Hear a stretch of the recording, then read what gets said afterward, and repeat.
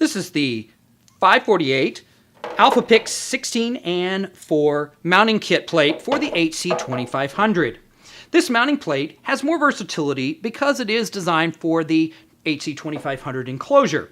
Now, this is designed for the AlphaPix 16, either 1, 2, or 3, and the upcoming version 4 controller, and the AlphaPix 4 output controller. Now, it allows you to mount up to 2 power supplies on a single board.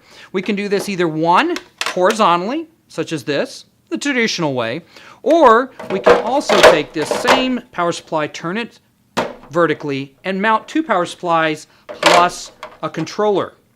Now, all that can be in the HC-2500, still close the door.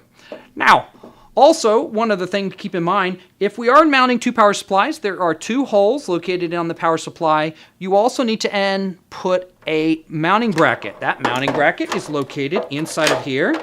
It is right here. You'll simply take that, cut that out with the remaining tabs, and then use the included screws to create a bridge between the 2 power supplies, improving the stability.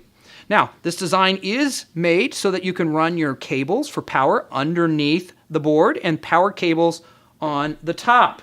Now, the end closure, because this is designed for the end opened version, this is what a normal assembly is going to look like. This is 16 outputs. We have a power cable coming through a power gland that's waterproof. We have a Cat 5 jack, waterproof. And we have 1-inch clamps. And this entire setup, when you've completed it, simply just slides in here like that.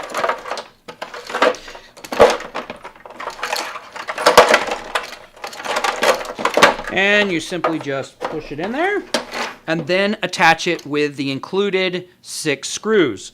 All of your cables will mount into the controller. That's how easy it is to build a AlphaPix 16, AlphaPix 4 in the HC-2500.